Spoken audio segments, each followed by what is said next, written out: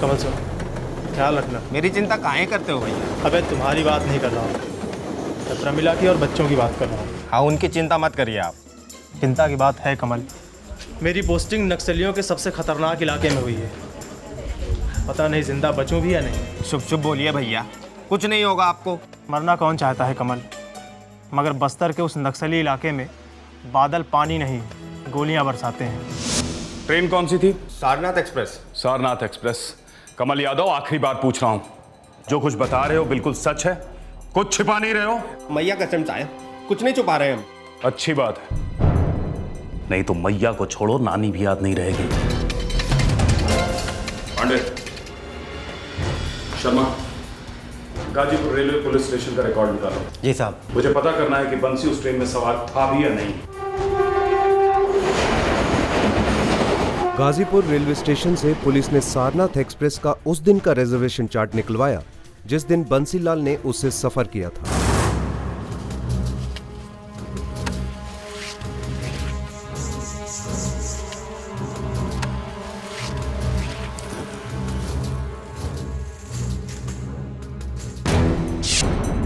अगस्त 2010 छत्तीसगढ़ के बस्तर के जंगलों में एक आदिवासी आदमी को एक सर कटा शव मिला।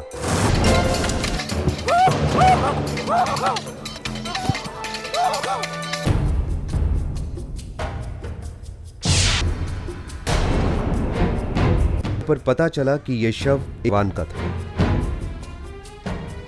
Constable Bansilal Yadav, special force के कोबरा बटालियन का ड्राइवर था ये।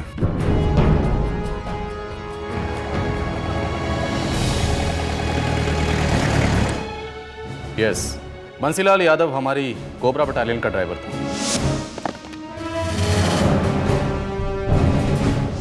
45 दिन की छुट्टी पूरी करके वापस ड्यूटी पर आने के लिए निकल पड़ा था। सर, आपको लगता है ये काम नक्सलियों का है? चांसेस आर हाई, क्योंकि हमें पक्की खबर मिली है कि कल रात एक सिविलियन बस को रोका गया था। कहाँ? टोपनो रोड पर। वो तो उस जंगल के पास है, हमें लाश वहीं से मिली थी सर। बेहद खतरनाक इलाका है।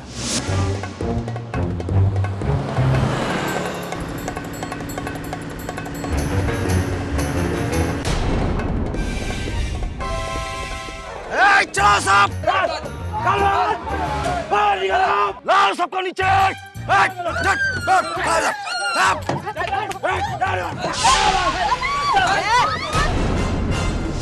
सारे यात्रियों को नीचे उतारकर उनकी तलाशी ली गई। शायद कांस्टेबल यादव का आइडेंटिटी कार्ड मिल गया होगा उन्हें। सरदार, स्पेशल फोर्स का जवान है ये। स्पेशल फोर्स का जवान? कोबरा बटालियन का ड्राइवर है? देखता हूँ कितना जहर है इस कोबरा में। सर, बंसीलाल के सर्विस रिकॉर्ड की जरूरत पड़ेगी, एड्रेस और दूसरी डिटेल्स के लिए। नो प्रॉब्लम, आधे घंटे बाद तुम्हारे ऑफिस भिजवा दूंगा। Thank you sir. पोस्टमार्टम होते ही बॉडी रिलीज कर देंगे। राइट।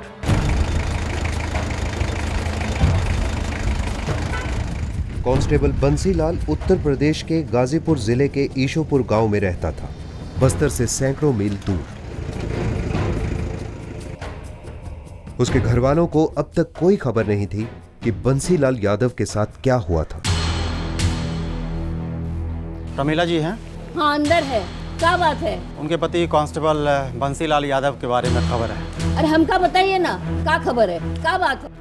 प्रमिला जी को बुलाइए। बुलावत है। पहले हमका तो बताइए क्या बात है। अरे बंसी हमार बिटवा है, हम माई है उसकी। प्रमिला यादव, कांस्टेबल बंसीलाल यादव की पत्नी। जी बताइए क्या हुआ? जी, आपके पति अब इस दुनिया में नहीं रहे।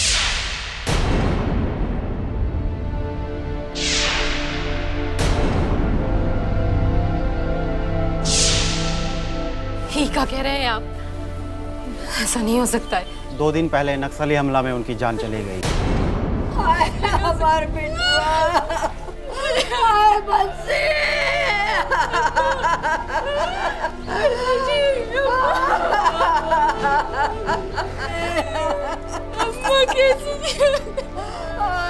क्या हुआ साहब? हम बंसी का चचेरे भाई हैं। सब खत्म हो गया कमल बेटा, सब खत्म हो गया। बंसीलाल यादव का निधन हो गया है। लाश की शिनाख्त कर ली है। आपको हमारे साथ चलना होगा। चेहरे की गैर मौजूदगी में भी बंसीलाल के परिवार वालों ने देखो कमल, कागजी कार्रवाई तो पूरी हो चुकी है, लेकिन डेड बॉडी सौंपने में थोड़ा वक्त लगेगा। क्यों साहब? तहकीकात अभी बाकी है, कुछ कड़ियां जुड़नी है। साहब, बंसी भैया सच्चे सिपाही थे। देखो कमल, हर सिपाही जब ड्यूटी ज्वाइन करता है तो सर पर कफन बांध देता है। मुझे पूरी उम्मीद है कि तुम्हारे भाई की बटालियन तुम लोगों की जरूर मदद करेगी। धीरज रखो। बंसीलाल एक बहादुर सिपाही था कमल। नक्सलवादियों के आतंकवाद के सामने वो झुका नहीं, डटा रहा। पीठ दिखा के भागा नहीं वो वहां से। लेकिन उनका शव हमें क्यों नहीं दिया जा रहा है साहब जी? पुलिस की कार्रवाई में हम दखल नहीं दे सकते। साहब, बच्चे अनाथ हो गए हैं, भाभी विधवा हो गई हैं साहब। हालात बहुत खस्ता है साहब। फिक्र मत करो, बटालियन और पूरी टीम का सपोर्ट है। बंसीलाल के परिवार की देखभाल की जाएगी। धन्यवाद साहब जी।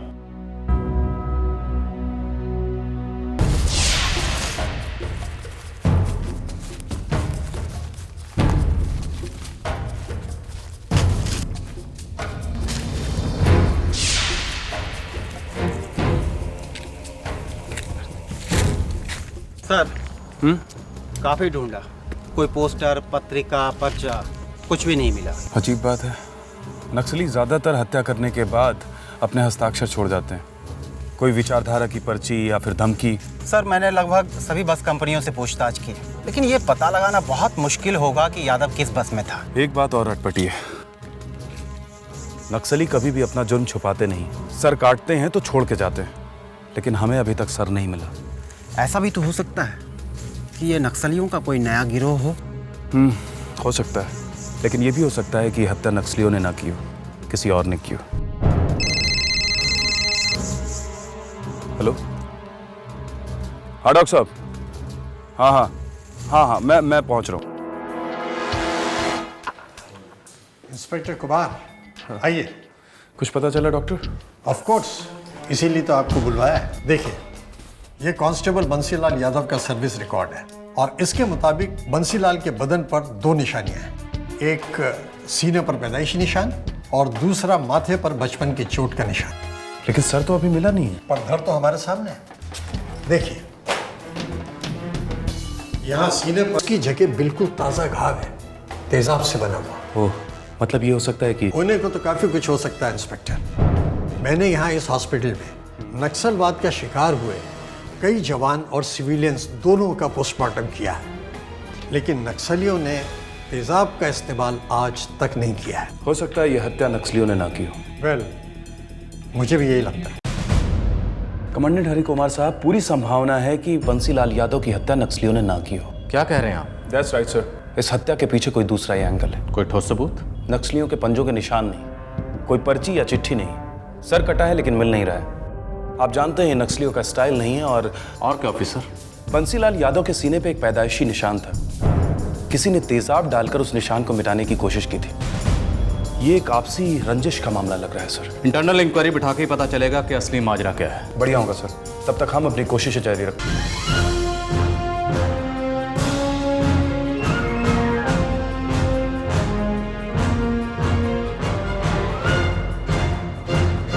लाश की ये उंगलियों के निशान और रिकॉर्ड में अवेलेबल कांस्टेबल बंसीलाल यादव की उंगलियों के निशान आपस में मैच नहीं करते। बटालियन में बंसीलाल के साथीदारों से हमने मालूमात हासिल की है।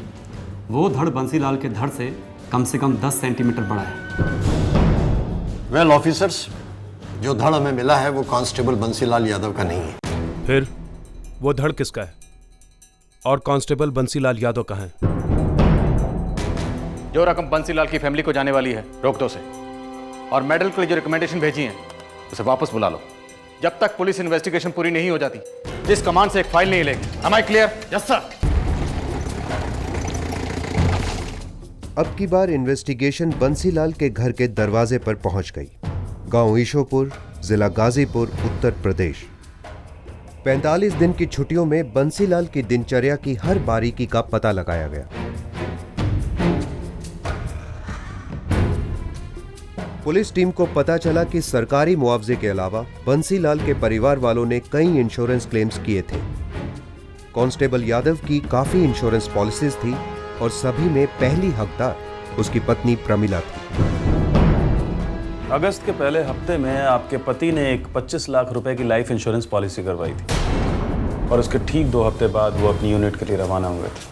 हमको ये कागज पत्तर कुछ समझ में नहीं आता है, हमें कुछ भी पता नहीं है साहब। लेकिन इतना तो मालूम होगा कि ड्यूटी पर जाने के ठीक 2 दिन पहले आपके पति ने 3,60,000 रुपए बैंक से निकाले थे। साहब हम सच कह रहे हैं, हमें कुछ भी नहीं पता है। वो हमसे कभी कुछ नहीं बताया करते थे। किसी को तो बताते होंगे। उनका एक चचेरा भाई है कमल, उससे उनकी काफी दोस्ती थी साहब। कि वही है जिसने बॉडी की शिनाख्त की थी? हाँ साहब। बंसीलाल के चचेरे भाई कमल यादव को पुलिस ने पूछताछ के लिए हिरासत में लिया। साहब, आप लोगों को कोई गलतफहमी हुई है, बॉडी बंसी भैया की ही है। नहीं है कमल, और गलतफहमी तुम्हें भी नहीं हुई है। तुम शायद किसी साजिश में शामिल हो। अब भी वक्त है, कुछ छुपा रहे हो तो उगल दो। कसम खाता हूँ साहब, बंसी भैया ने सिर्फ एक बार बिठाकर मुझे इंश्योरेंस की पॉलिसीज दिखाई थी। बोले नक्सल इलाके में जा रहा हूँ, कल का क्या भरोसा, मुझे कुछ हो जाए तो मेरे बीवी बच्चों को पैसा दिलवा देना। बस साहब इतनी बात हुई थी। बस इतनी बात हुई थी? कब हुई थी? कब हुई थी? तो साहब बंसी भैया को हम गाजीपुर रेलवे स्टेशन छोड़ने गए थे। कमल सर, ख्याल रखना। मेरी चिंता काहे करते हो भैया? अबे तुम्हारी बात नहीं कर रहा हूँ, मैं प्रमिला की और बच्चों की बात कर रहा हूँ। हाँ, उनकी चिंता मत करिए आप। चिंता की बात है कमल, मेरी पोस्टिंग नक्सलियों के सबसे खतरनाक इलाके में हुई है। पता नहीं जिंदा बचूं भी या नहीं। शुभ शुभ बोलिए भैया, कुछ नहीं होगा आपको। मरना कौन चाहता है कमल, मगर बस्तर के उस नक्सली इलाके में बादल पानी नहीं गोलियां बरसाते हैं। ट्रेन कौन सी थी? सारनाथ एक्सप्रेस। सारनाथ एक्सप्रेस। कमल यादव, आखिरी बार पूछ रहा हूं, जो कुछ बता रहे हो बिल्कुल सच है? कुछ छिपा नहीं रहे हो? मैया कसम चाहे कुछ नहीं छुपा रहे हम। अच्छी बात है। नहीं तो मैया को छोड़ो, नानी भी याद नहीं रहेगी। Pandey, Sharma, Ghazipur railway police station का रिकॉर्ड निकालो। जी साहब। मुझे पता करना है कि बंसी उस ट्रेन में सवार था भी या नहीं। गाजीपुर रेलवे स्टेशन से पुलिस ने सारनाथ एक्सप्रेस का उस दिन का रिजर्वेशन चार्ट निकलवाया जिस दिन बंसीलाल ने उससे सफर किया था।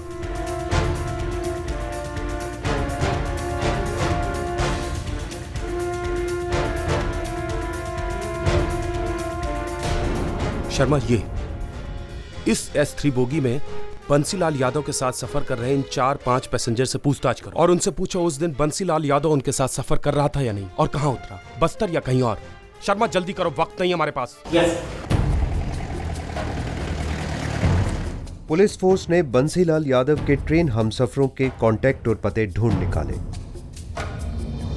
सभी का एक ही कहना था, हाँ, सुरक्षा बल का कांस्टेबल बंसीलाल यादव उनके साथ सारनाथ एक्सप्रेस से सफर कर रहा था। हाँ, मेरे सामने वाली बस पर ही बैठे हुए थे। यही थे, यही थे।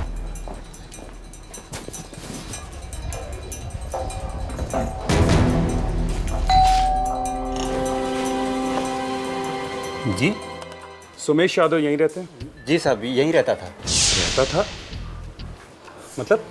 साहब 13 अगस्त से मेरा चचेरा भाई सोमेश लापता है। मैंने पुलिस में रिपोर्ट भी लिखाई, लेकिन बात कुछ आगे बढ़ी ही नहीं। कैसे गायब हो गया सोमेश? साहब 13 अगस्त को मेरा सोमेश बस्तर के लिए रवाना हुआ था। क्यों? सोमेश बहुत दिनों से नौकरी की तलाश कर रहा था, तो पिछले दिनों उसे एक आदमी मिला।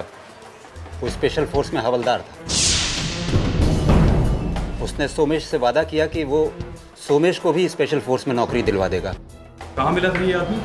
नाम क्या है उसका? बनारस में मिला था साहब। उसका नाम था हवलदार श्याम यादव। सोमेश ने उसका मोबाइल नंबर भी दिया था, लेकिन जब से सोमेश बस्तर के लिए रवाना हुआ है उसका मोबाइल नंबर लग ही नहीं रहा है। जरा उसका नंबर दीजिए मुझे। और यादव जी, आपको जरा हमारे साथ चलना होगा। जी साहब।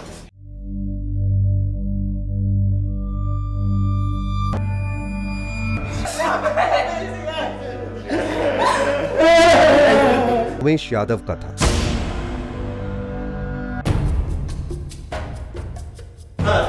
श्याम यादव का फोन तो स्विच ऑफ आ रहा है, लेकिन ये रहे उसके फोन के रिकॉर्ड्स। इस केस में श्याम यादव नाम का कोई आदमी है ही नहीं। ये नंबर किसी और का नहीं बल्कि कांस्टेबल बंसीलाल यादव का है। पक्का? पक्का सर। ये देखिए सर, 35 फोन किए गए हैं श्याम यादव के फोन से इस नंबर पे। सर ये नंबर कमल यादव का है, कांस्टेबल बंसीलाल यादव का चचेरा भाई। अब केवल 2 मिनट है तेरे पास। जो कुछ बोलना है बोल दे, नहीं तो आधा जंगल में मिलेगा, आधा मिलेगा ही नहीं। बोल।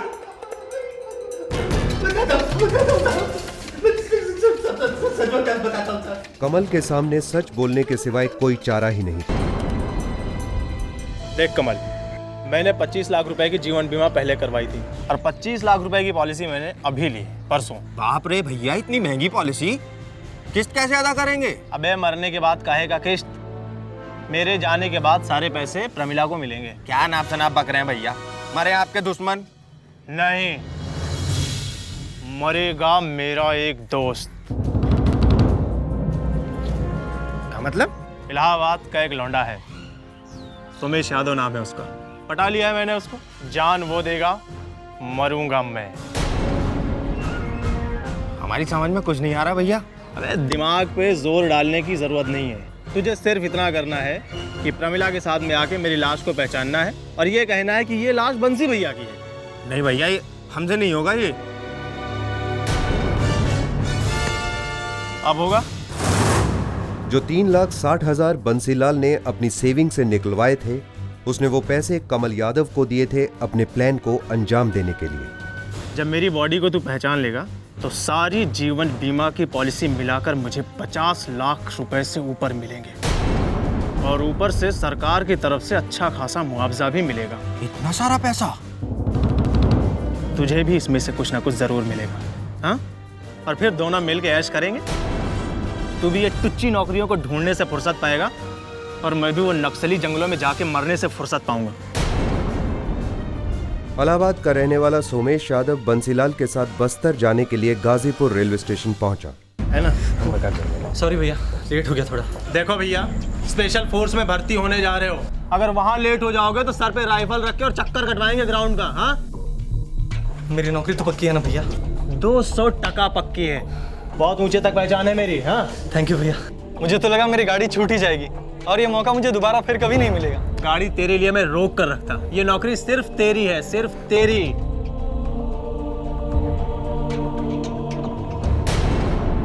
चल भाई, ट्रेन आ गई। बंसीलाल सोमेश को अपने साथ बस्तर ले गए।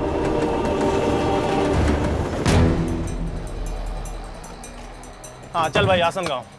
अरे नहीं भैया, वो बहुत खतरनाक इलाका है, नक्सली गांव है। अबे साले, चल चुपचाप। हम दोनों स्पेशल फोर्स के जवान हैं। ये 100 नक्सली पर भारी पड़ते हैं। हम मुंह देंगे ये नक्सली।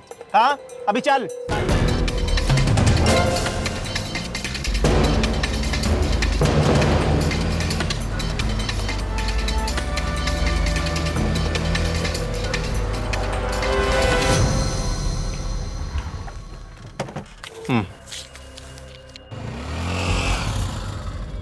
देख, अभी यहाँ से 30 मिनट अंदर जाना है पैदल चल के। हाँ, बहुत खतरनाक इलाका है। यहाँ पर नक्सली कभी भी हमला कर सकते हैं। अभी भी वक्त है, तू सोच ले। बनना है जवान। कोई शक ही नहीं श्याम भैया, मुझ पर भरोसा कीजिए। आज के आज तू शहीद हो सकता है, सोच ले। हंसते हंसते हो जाऊंगा श्याम भैया, मैं नहीं डरता। ये हुई ना बात मेरे शेर। तो चल, हम दोनों चलते हैं मौत के मुंह में हाथ डालने के लिए। आजा।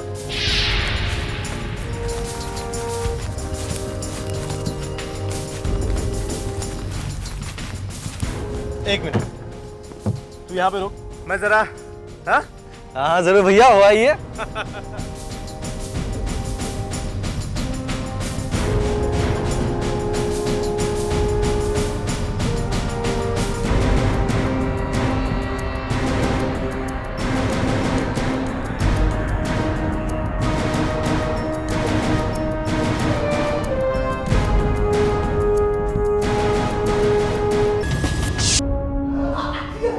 बंसीलाल ने बहुत ही चालाकी से अपनी साजिश का जाल बुना था, पर उसे क्या मालूम कि पुलिस हर साजिश के जाल को आखिरकार तोड़ ही देती है और जुर्म को सूंघकर उसका पर्दाफाश कर देती है। एक गंदी मछली पूरे तालाब को गंदा कर देती है। बोला भी नहीं जाता कि कितनी शर्मिंदगी महसूस हो रही है। मैं कांस्टेबल बंसीलाल के खिलाफ नोटिस जारी करूंगा, भगौड़ा करार दिया जाएगा उसे।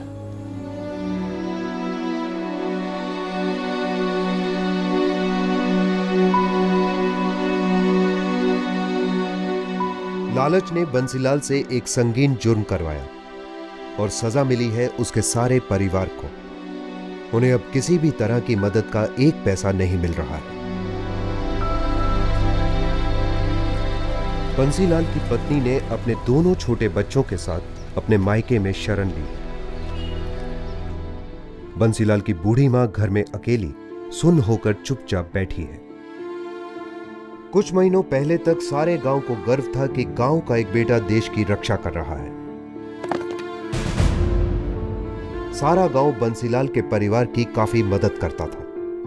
अब बंसीलाल के घर की तरफ कोई देखता तक नहीं। कमल यादव पर साजिश में भागीदार होने के चार्ज पर मुकदमा चल रहा है।